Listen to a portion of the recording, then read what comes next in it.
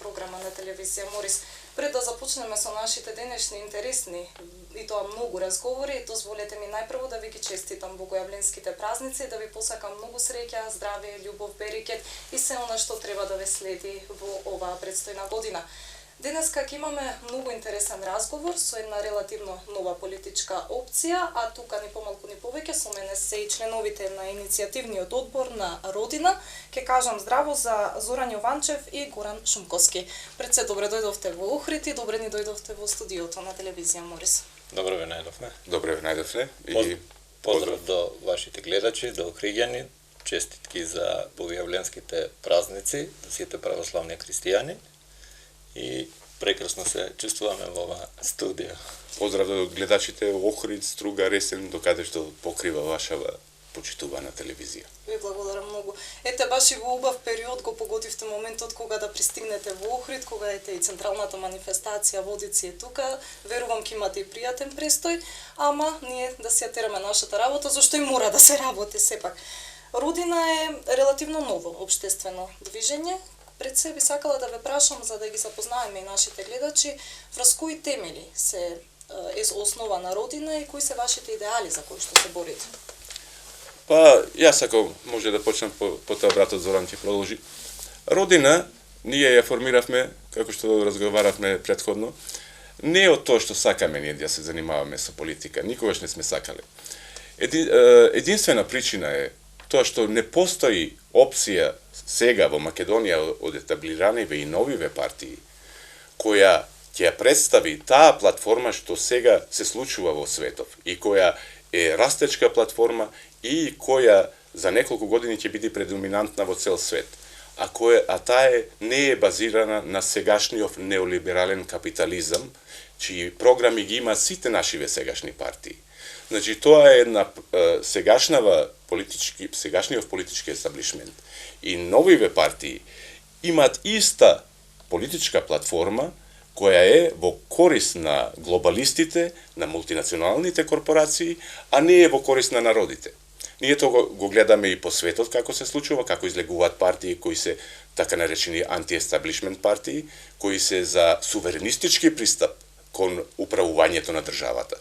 Ние тоа во Македонија не го видовме, ние тоа го баравме низ многу партии да го видиме, за да не се ангажираме ние си имаме прекрасни професионални и лични животи за да се занимаваме со политика, но бидејќи нема и израснувајќи од тие протести последниве 2-3 години со братот Зоран и со многу други истомисленици, ние решивме да основаме таква една квалитетна опција која ќе ја даде таа програма, која суверенистичка програма која сега ја нема на политичкиот пазар во Македонија. Родина во самото име, Родина Македонија, го содржи и народниот концепт на организирање на едно општество, бидејќи тоа представуваат нашите родители, нели род, родители, родина, родителите на нашите родители, дедовци, прадедовци, тоа се нашите поколенија кон кои сме должни да го продолжиме нашиот род, породот, нашите деца, природата, тоа е местото каде што живее човекот, значи нашиот дом и како татковина, односно како Родина Македонија и како планета, односот наш индивидуален према колективното. Тие исконски наши вредности кои што се многу древни, милениумски, кои што секој од нас ги носи длабоко во нашите гени, секој македонец и секој припадник на нашиот род, ни дава едно устројство кое што ние успеавме да го вградиме поред современите елементи и во нашата организација и направивме една симбиоза на разноврстни македонски потенцијали во креирање на едно заедничко нешто. Значи сега ние идеме од позиција нашето знаење, нашето дело, да го поставиме во служба на служење на нашиот народ. Не ние да владееме со народот, не, ние му служиме сега на народот со најдоброто од нас. Тој концепт на организирање е релативно нов, иако е древен, е подзаборавен, со новите современи концепти на суверенизам, каде што суверенот е народот и почитување на неговата народна волја, добиваме една убава симбиоза на минатото, сегашноста и креирање на еднината. Во суштина тоа е и Родина Македонија. Во вашиот одговор наоѓам на печаток дека како здружение се уште Родина се иницијатива се балансира врз основа на правото на говор, на демократија, а и правото на правда како едно од основните човекови права. Дали мислите дека е малку, ајде да кажам, подзаборавено тоа право кај нашиот народ? Злоупотребено е. Демократијата е префрлена на сосема друга позиција, на позиција на контрола на човекот. Слободата не значи слобода сама по себе, него пред се значи одговорност. Погрешно е сватен тој термин. Поготово општествената одговорност, конкретно камерава кога се обраќаме, ние се обраќаме на одредена публика.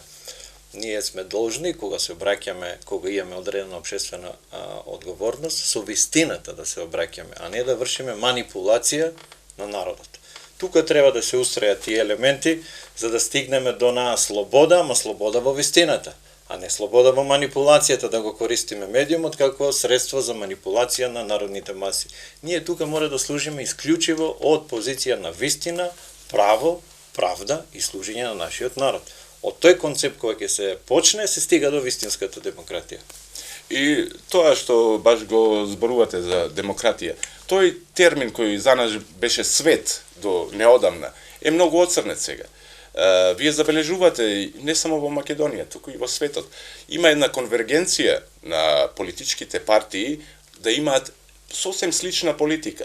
Денес вие политиките економски, социјални, било кои меѓу двете, да речем условно речено етаблирани партии, нема голема разлика. Значи за народот нема избор. Истото се случува и во Британија. Например, меѓу лабористите и конзервативците кои има различни политики кон разни делови на управувањето на државата, на управувањето на животот, семејство, образование, работни односи, веќе ги нема тие разлики. Таа конвергенција започна пред 20 години и тоа беше цел и во Америка меѓу републиканците и демократите, и во Франција и во Германија, дури гледате коалицираат до вчерашните противници со цел да се одбранат од анти-естаблишмент партии, така наречени, како што е нашава. Значи, народот бара да има избор, како што имал порано во тоа демократија што ја нарекувавме света. Сега таа демократија, ти немаш фактички избор. Што се сведува тоа во практичниот живот? На што влијае тоа? Еве гледате, кај нас 30 години се менуваат две етаблирани партии. Едната ги критикува другите, корупционери сте, крадите од буџетот, не знам што, да? Доаѓа другата, го прави истото, така? После доаѓа пак првата, го прави истото, продолжува.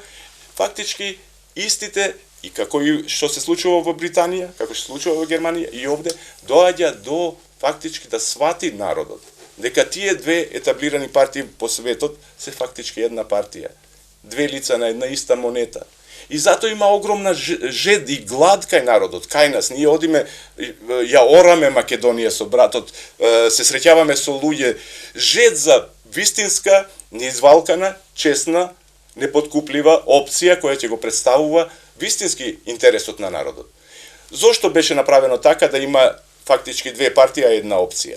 Тоа е така наречен глобализам во корист на мултинационалните корпорации, на елитата светска од 0,01%, за сите ние да станеме не само национални робови, туку и економски робови за цел живот. Да си работиш за 300 евра како глувчето во тркалцето и да од сметка до сметка да не видиш бел ден.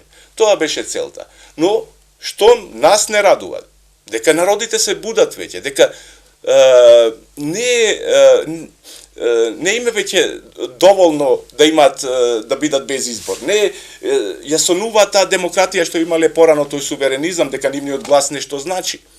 И се будат и во Франција со жолтите лици, се будат и во Британија со Брексит, се будат и во Америка со гласањето на Трамп, се будат во Италија, се будат во Германија, така што ние од нашето искуство со дружбата со нашиот народ, прекрасен македонски народ, ние ја гледаме таа глад и жед за таква опција која ќе го представува народот.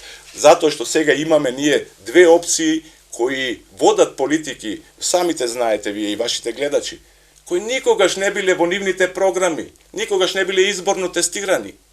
спроведуваат такви политики за промена на име, за не знам што, за членство на не знам каде што дури референдумот не успеа, без да го прашаат народот, дури и го прашаат, дури и плукаат на мислењето на народот.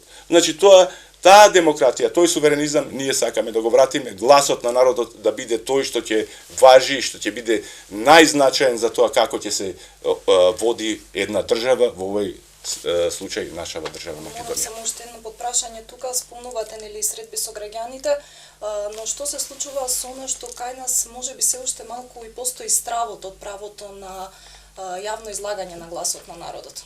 И стравот постои и тој се користи како средство за контрола на народот. Зборувам за обичните граѓани. Така е, и тоа е точно најантидемократично нешто што постои. Точно нешто најантидемократски.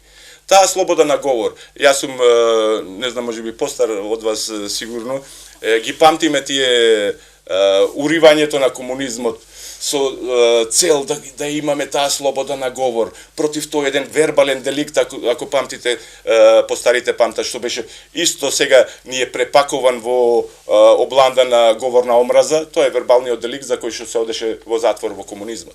Значи тој така наречен комунизам или социализам пропадна чисто од желба на народите да има слобода на говор и да имат демократија и да имат глас и нивниот глас да биде слушнат во парламентот и програмата која ја избрале да биде спроведувана. Тоа беше целта, но тоа не се случи. Се изврти и дојде довде и затоа сега има огромен револт кај сите луѓе во светот, верувајте, не само кај македонски, дека ова не е демократија, дека ова не е економски развој, дека не живеат убаво, дека ова не е слобода на изразување и дека не гледа иднина човекот и семејството не само во Македонија, туку и во Франција и во Америка. Што се случи во Америка, например? Само еден пример пред да братот да продолжи. Најбогатите корпорации од Америка во последниве 20 години си ги пренесува фабриките во Кина, Индонезија, Индија, си се збогатија уште повеќе, нееднаквоста меѓу богатите и обичниот народ е на најголемо ниво во историски аспект во Америка и затоа од немајкаде, не од без, тие го избраа Трамп како последна шанса, надеж дека ова крадење на ресурсите нивни, на богатење на мал дел од елитата ќе престане, дека ќе се врати она, дека нивниот глас ќе биде слушнат. Значи, тоа се случува паралела и кај нас, и во сите други држави, и народот веќе се буди и нема да му биде страв да го изрази своето мислење, затоа што е дојдено или ќе биде вечно робство, или ќе бидеме слободни. Тоа го мисли италијанецот, тоа го мисли македонецот, тоа го мисли американецот, и затоа ние веруваме во нашава победа. Уверени сме. Затоа што сите братски народи заедно се бориме за една света цел, слобода на народите и слобода на нас како поединци. Во интерес на времето би сакала само да веќе започнеме да ја представуваме вашата програма Вистинскиот македонски пат. Интересно име пред се, но кои се стратешките цели преку кои вие би воделе кампања преку таа програма? Вистинскиот македонски пат е програма на Родина која што дава една нова визија за комплетниот економски и социјален препород на нашиот народ, бидејќи во овој момент економијата е заробена од политиката. Гледаме дека таа е во една фаза на клиничка смрт, нема никаква развојна компонента. Социјалниот момент кај граѓаните сите го осеќаме, имаме еден екзодус на нашето население, бидејќи веќе 30 на години сме на ниво на 200-300 евра примања кај голем дел од нашите граѓани, а трошоците растат. Со нашата програма ние пред се носиме слобода во економијата, државата ќе ги помага сите слободни иницијативи кај граѓаните, ќе го реформираме државниот апарат да биде функционален и да не му стои на глава на приватникот кој што има своја идеја, свој бизнис и да креираме една динамичка економија на развој кој што ќе ги фати тековите на светската економија, бидејќи 21 век ќе биде динамички век. Тоа е век каде што економијата напред ќе оди со такво темпо кој што може да се приклучи, ќе се приклучи. Со овој моментален, ментален склоп како што функционира самата економија, ние не може повеќе од 200 до 300 евра да тргнеме. И со овој државен апарат, кој што ја гуши партиски протекционизам, наместени тендери, криминалот кој што е во огромни вредности, негде 650 до 680 милиони евра само врз основа на домашен рекет, исто толку и странско рекетирање на нашата економија, односно на нашиот народ кој што се извлекуваат пари надвор. Замислете 1,2 милиарди евра ако останат, ако ние ги пренасочиме во нашето општество и во развој на нашиот народ. Тоа ќе за Македонија се од домашни ресурси, тоа се огромни пари кои што ќе донесе вистински развој и дури ќе привлечеме, односно имаме и програми за нашите иселеници безбедно да инвестираат, затоа што имавме многу често примери ќе дојде иселеник тука, па ќе му се закачат разни рекетари, феудалци, ќе го рекетираат, со инспекции, со васона, ќе му ги извлечат парите, човекот сиромашен се враќа назад. Тие концепти сите ќе се уништат. Затоа Родина изнедрува нов модел на вистински развој со приватна иницијатива, ослободена државата што подалеку од економијата, односно партијата. Тука и мојот брат Горан има исто големо искуство. Имам искуство за работење во светски финансиски институции. Ние баш ги направивме со браќата, со Зоран и со другите тие анализи, дека по нивни стандарди на Светска банка, на Меѓународен монетарен фонд, по нивни индикатори, 680 милиони евра годишно од нашиот буџет се исцицуваат во приватни джепови преку тендери. Вие замислете какви огромни пари се тие. И тоа се конзервативни проценки. Исто така, ако земиме банкарскиот сектор, околу 280 милиони евра годишно исцицуваат банките од македонската економија во странство. Да не зборуваме за неправедно и безценно продадените јавни добра на Македонија, како ЕВН, како телекомите, каде што огромни пари се исцицуваат од Македонија за нешто што ние сами сме го направиле. Тоа е тој пропаднат западен неолиберален модел кој го поддржуваат и двете партии, а и овие други партии кои сакаат да дојдат на власт, а да бидат исто на тоа чело и да бидат истите тие што ќе цицаат. Значи, тука е разликата меѓу нас и другиве, не само главниве партии што паѓаат и што скоро ќе ги нема, туку и новооснованиве партии. Ние не сме за козметичка промена на овој неолиберален пропаднат модел кој пропаѓа, пред очи ни пропаѓа и ЕУ гледаме како пропаѓа и економиите нивни, а расте Југоисточна Азија. Не сме за козметичка промена затоа што не е доволно козметичка промена. Ние сме за структурна промена, за суверена македонска економија, за ангажирање на целиот креативен потенцијал, работен, физички, интелектуален потенцијал на македонскиот народ. Ние сакаме Македонија да биде цветна градина. Ние ќе го поддржуваме македонскиот производител на продукти и производител на услуги што ќе ги дава по цел свет. Ние сакаме Македонија да не само да биде независна економски, а мора да биде економски независна, ќе се вратиме на тоа прашање, за да биде национално независна. Туку и да биде експортер, извозник, на ум, на креативност, на производи под брендот Македонија, како се храна, ајвар, не знам што ќе го брендираме под нашиот чист, без ГМО бренд Македонија за остранство. Туризам, енергетска независност, со брани, хидроцентрали, со станување на дел на патот на свилата, што оди од пристаништата што ги купија кинезите во Грција преку Србија до Унгарија, тој крак на патот на свилата. Ние сме за рускиот газ да поминува од тука, како што беше првата алтернатива, уште кога ни беше понуден што 300-400 милиони евра само транзит се добиваат пари за таа сделка, да не зборуваме за други геостратешки работи. Значи, тоа е нашата цел. Нашата цел е, нашава диагноза, да почнеме, е дека овој неолиберален модел оди кон колапс и во светот и во Македонија. Ако видите, не мора многу ни да им докажувам на гледачите, сами си знаат, прво едните ги осудуваат, другите не задолживте до внуци, до правнуци. Зашо да се случи да дојдат на власт и да продолжат со уште поголемо задолжување, па ќе дојдат другите па со уште поголемо задолжување, и ова оди кон финансиски колапс. И тоа има и цел. Финансиската колапс има и цел на, како што ги нарекуваме ние овие што им служат на тие глобалисти. Затоа што кога ќе дојде до таков колапс, сите ресурси, тие мултинационални корпорации ќе ти ги земат за без пари. Тоа е целта. Значи, нашава суверенистичка опција е дека нема да биде така. Дека ресурсите му припаѓаат на народот и никогаш нема да ги дадеме бесплатно на некои мултинационални корпорации, а ние да бидиме феудални закметени селани, како што биле порано за 300 евра во нивните слободни економски зони да работиме вечно и да не видиме бел ден. Така, ете, го споменавте вашето економско искуство, па морам и малку поконкретно да ве прашам. Веќе подолг период се водиме кон рецесија и живееме во рецесија.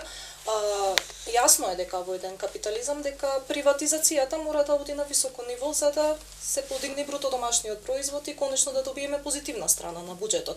Што еве конкретно вие би му понудиле на младиот предприемач, на малите предпријатија како двигатели на економијата?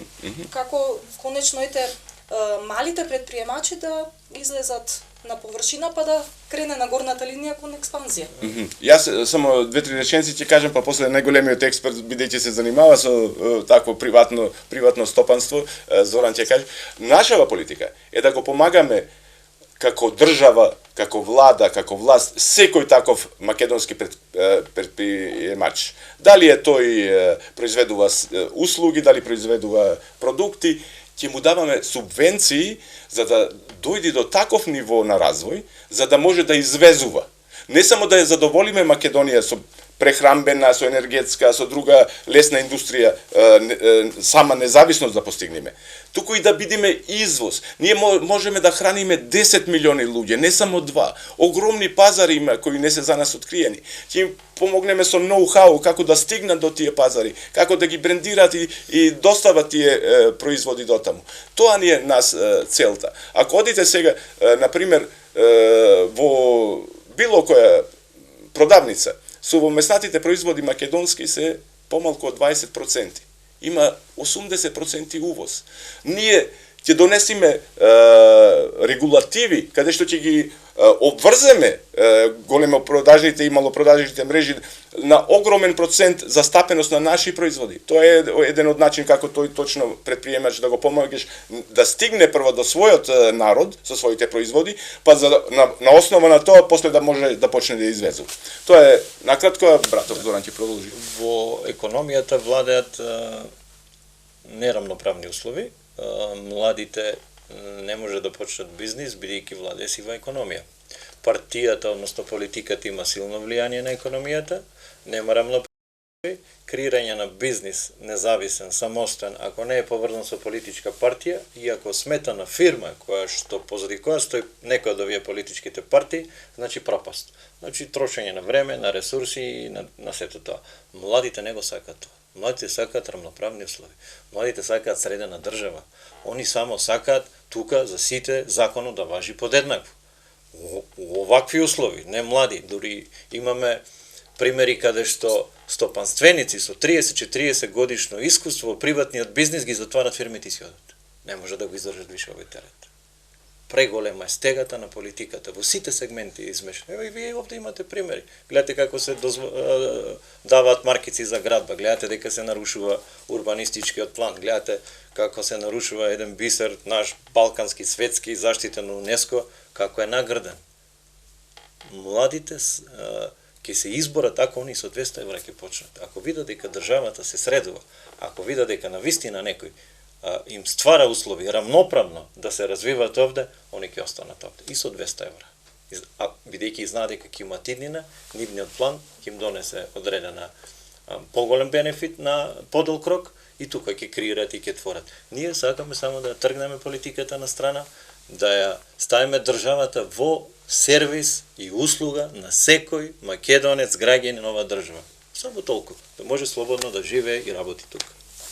Во однос на фискалната политика, моментално функционира мерката поврат на ДДВ-то, нова мерка предводена од оваа влада, која што беше воведена оваа година, додека вие во вашата програма најавувате нешто друго, наместо поврат на ДДВ-то најавувате намалување на ДДВ-то, а само 5% данок за предпријатијата.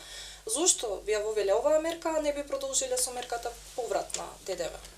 поврат на ДДВ-то со скинирање на фискални сметки е детска работа, мал тоа е циркус, театар на изумрениот систем, што е во пропаѓање, бидејќи сега ти купуваш одреден производ, па зимаш сметката, па ја сликаш, па ја праќаш, такви системи се... Постојат ли услови за намалување на данокот? Постои, ако државата влезе во фаза, тие 680 милиони евра од домашниот рекетарски систем се врати во економијата, и ако националните ресурси кои што се излекуваат надвор ги вратиме во економијата, ја намалиме државната администрација, направиме мала функционална држава и веќе влегуваме у фаза на намалување на данокот за да може да доживееме економска експанзија. Економската експанзија повторно го полни буџетот како да имаме и 18%.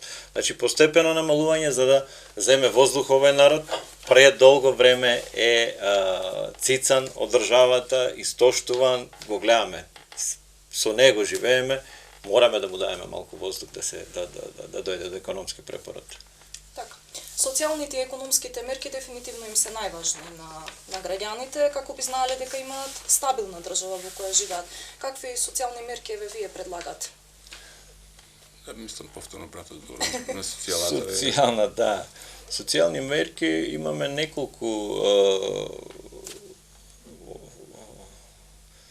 офатено критични групи, социјално загрозените, самохрани мајки, жената во породилната фаза, младите и така натаму. Државата ќе, например, жената кога има породилно, сега мислам дека со 9 месеци, ама и со закаснување се исплаќаат парите, не доаѓаат веднаш. Ќе се продолжи на 12 месеци, до 2 години мислам дека ќе може намалено работно време, за да може да го воспитува детето, сето тоа државата ќе го поддржува. Социјалните групи финансиски ќе се поддржуваат, каде што ќе може и активно да се вклучат во одредени општествени работи, да не седат само така и да примаат пари. Младите уште од млада возраст полека да влегуваат во сегменти од општеството, односно во нивните интересни полиња да произведуваат, односно веќе да почнат со работа, да се креираат работните навики, бидејќи сега имаме ние ситуација каде што млади веќе на 20-25 години немаат ниту еден работен ден, што е малте не може да дојде до вистински развој на неговата ментална психа и така натаму. Значи има сет на мерки кои што сите се социјално загрозени групи ќе бидат заштитени и помогнати од државата. Инаку основната идеја водилка во социјалата кај нас е ниеден македонец и македонка нема да бидат оставени сами на себе. Ние ќе водиме сметка за од првиот до последниот да има пристоен живот во ова наша земја. Од тука доаѓа и нашето име род, родина. Ние за секој од нашиот род ќе обезбедиме пристоен живот. Дали е тоа пензионер? Дали е тоа со инвалидитет, со болест, со жени родилки, специјални некои социјални групи, ниеден македонец нема да биде оставен сам на себе. Тоа е наша света должност што ние ќе го оствариме. Како ќе го оствариме економски? Како што рековте вие, се согласувам со братот, овие копиите на ДДВ тоа е игра за мачкување на очите за народот. Инаку ако ние ги намалиме овие даночни стапки ДДВ и ако ние го вратиме канализираме тој капитал што сега се одлева во Македонија во буџетот, ние не само што ќе можеме да покриеме, ние ќе можеме и уште да даваме плюс субвенции за креирање на нови економски субјекти. Значи, ако имаш ДДВ на 10 субјекти, ние утре ќе го имаме тој понизок ДДВ на 20 субјекти што ќе ги креираме. Затоа што ние нас цел да креираме економија силна, која произведува, која се труди, која ќе го плаќа тој мал данок и што ќе оди во буџетот. И од тоа ќе ја покриваме и социјалата. И ќе покриваме и за невработени во меѓу две работни места кога ќе бараат време друга работа да бидат нивните трошоци покриени. Значи една многу социјално одговорна политика. Ние со братот често зборуваме за лажната поделба меѓу левица и десница сега што луѓето ја се уште го користат тој термин, иако тој е толку изветвен, и излитен. центар. Да, не постои тоа. И ние сме, значи, во тој смисол полеви од најлевичарската партија, во социјалниот смисол, а во националниот сме подесни од било која конзервативна партија.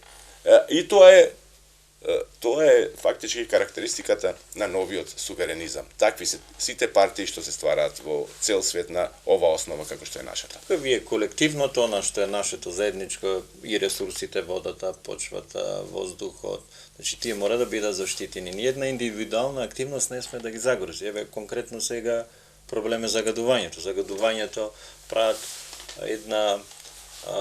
еден театар дека не знаме од согорување на дрва и така натаму. Никој не кажува колку камиони се увезени отпад од надвор. Никој тоа не го спомна. Дека имаме диви депони, дека И тоа забранет отпад во ЕУ отпад.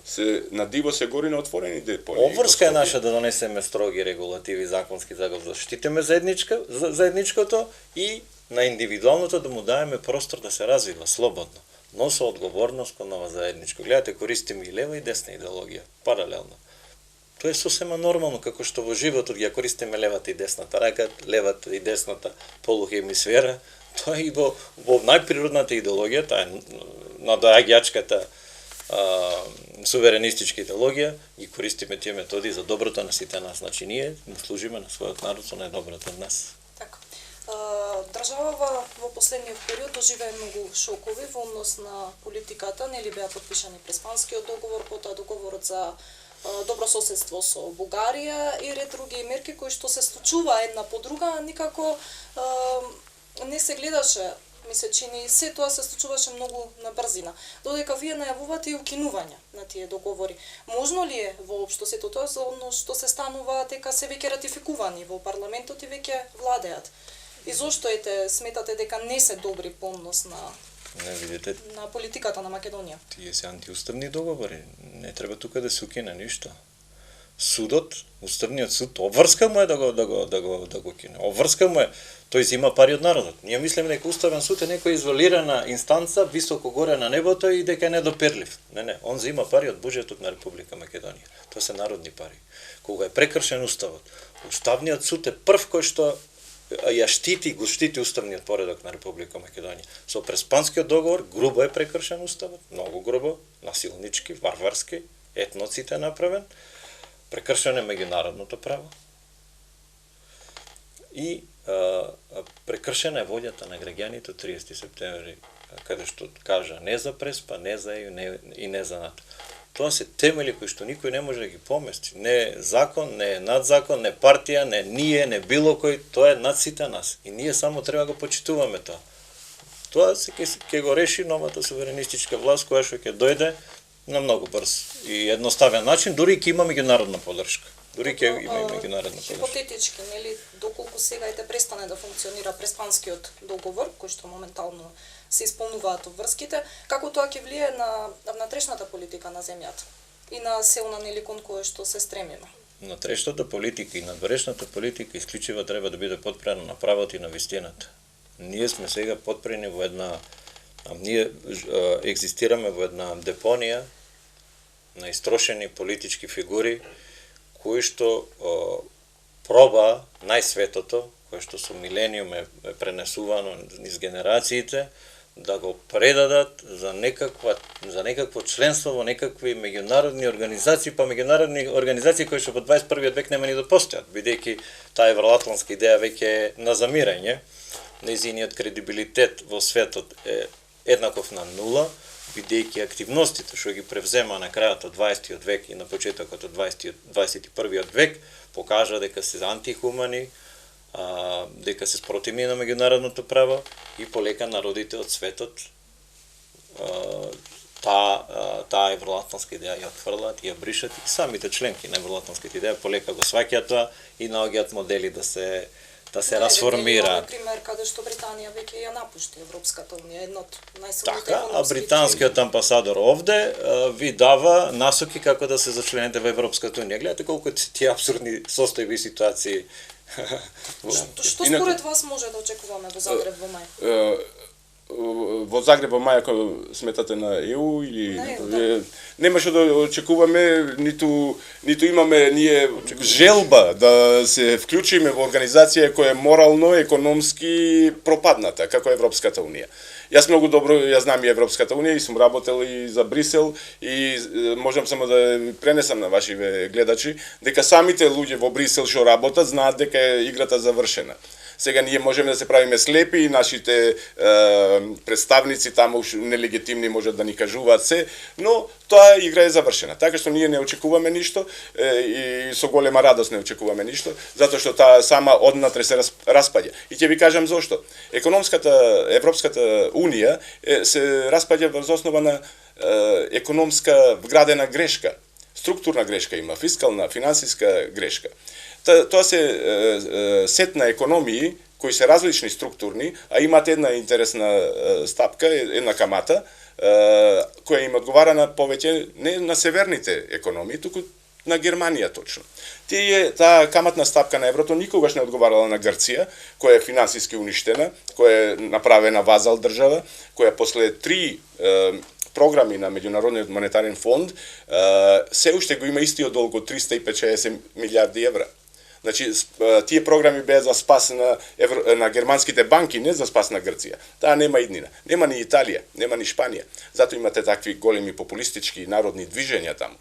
И, значи, таа ќе се распадне не затоа што јас сакам или не, од внатрешни причини. Така што ние да целиме кон Европската унија нема смисла. Ние целиме кон нешто многу пошироко. Тоа е она што ни се случува пред наши очи, што го гледаме ние кога излегуваме надвор. Тоа е Евроазија. Тоа е не е руска и кинеска идеја, тоа е идеја на Шарл де Гол. Евроазија од Лисабон до Владивосток, тоа е еден континент, економски поврзан и тоа ни се случува нас. Ако вие сакате да гледате дури најголемите представници на тој глобализам, гледаат колку е сатот, како Макрон, и се обидува да ја некако препозиционира Франција кон таа Евроазија и Германија со Меркел, со Nord Stream 2, со и покрај заканите на САД. Значи тоа се случува. Ние сакаме да бидиме како родина таа опција што ќе му ја дадеме на македонскиот народ, таа опција што се случува, што е вистинската опција, вистинската иднина, вистинската сегашност дури можеме да речеме. И ние сме единствени тука со таа таква платформа за суверенистички нации, братство, почитување на нации од Владивосток до Лисабон. Нашава болка, како што рече, нашиве проблеми, преспански договор, предавство што ние го нарекуваме и македонскиот народ грото, иако тие нивните гласови не се слушаат, ниту сегашниве представници сакаат да ги слушнат тие гласови. Ние не сме само ние нападнати национално. Нападнати се и французите како нација. Значи тој концепт глобалистички сака да избриши граници, нации со цел тој капитал да го допороби остатокот од светот кој го нема допоробено. И затоа имаш бунт, и затоа ја знам дека ние победуваме како Македонија, затоа што и французинот се буди, затоа што и германецот се буди, и самиот американец се буди. Ова наша борба е праведна, честна и морална и затоа ќе ја добиеме. И ние сега цел да ја операционализираме таа платформа, да му ја дадеме на народот како политичка платформа за избори, за да може да ја гласа. Ако некој сака да биде роб, вечно, национален, финансиски, економски, има избор. А ако не сака, ако сака слобода, тогаш сме ние тука. Ние затоа одиме низ Македонија, собираме 1000 потписи, би сакали да ги повикаме охриѓани, стружани, ресенчани кои гледа, да појдат кај својот нотар и да бидат дел од историската победа од тие првите 1000 основачи на ова единствена суверенистичка опција до сега во Македонија. Ние колку 3 недели, брат, кај што работиме, имаме веќе скоро ги имаме собрано над 600 потписи. Значи има огромна поддршка во народот. И покрај што немаме достап до медиуми, социјалните мрежи, ние сме израснати од протестите, 3 години се знаеме со цела Македонија. Директните контакти. Така што таа опција победува и ние сме уверени во тоа, прашање на време, дали денес, утре, задутре или за година-две. Дали би коалицирали и со кого доколку се одлучите да излезете на предвремените парламентарни избори? Тоа се редовни избори. Пред се организирани од Северна, од пржинска влада, што е антиуставна, значи малку тој систем компрометира треба се изнајде моделот како да се однесуваш према тој систем. Гледаме дека овој систем воопшто не му е грижа народот што мисли и што сака, бидејќи Северна нема легитимитет од никого добиена. Ниту е понудена на избори, у политичка програма, ниту е ветена и добиена поддршка за тој проект.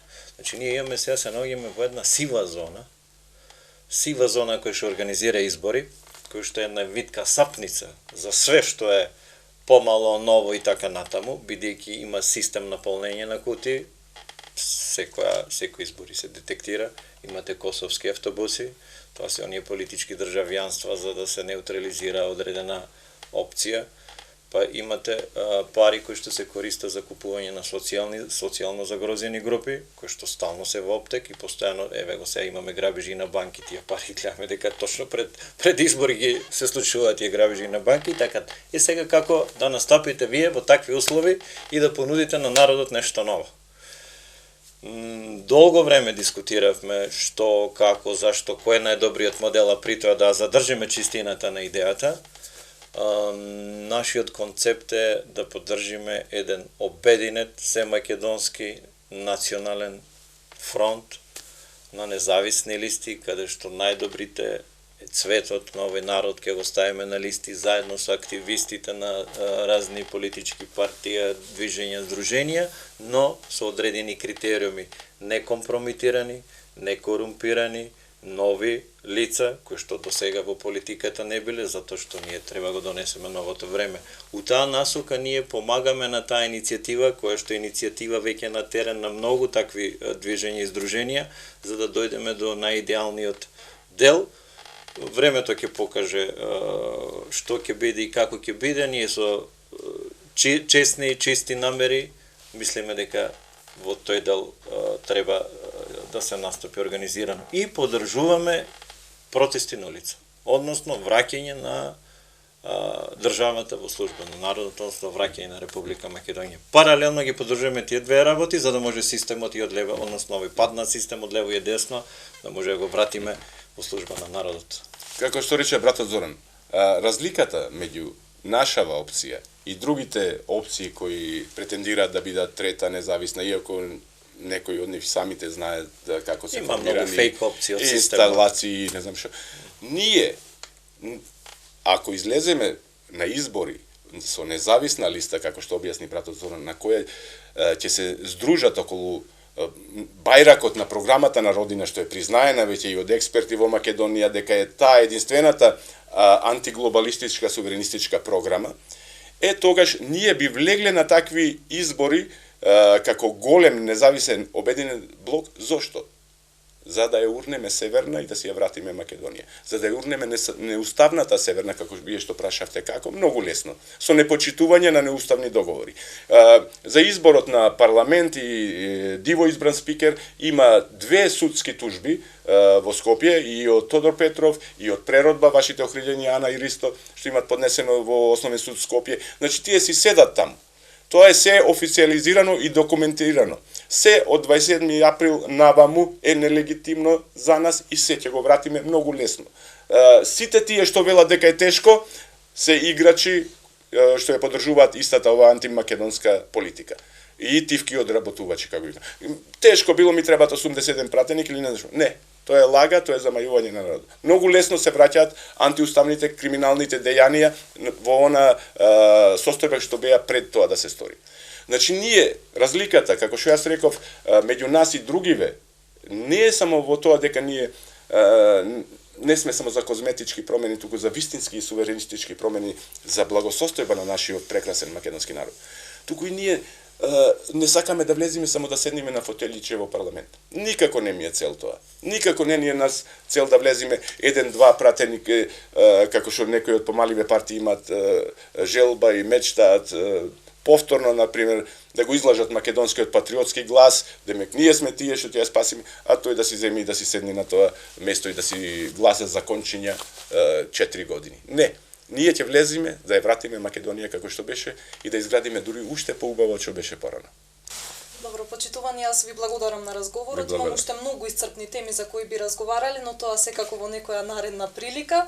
Ви посакувам уште еднаш убави празнични денови и ви посакувам многу успех во вашата замисла на работењето. Ви благодариме многу. Почитувани, ви благодарам и вас на вниманието. Се гледаме некоја наредна прилика. Довидување до тогаш.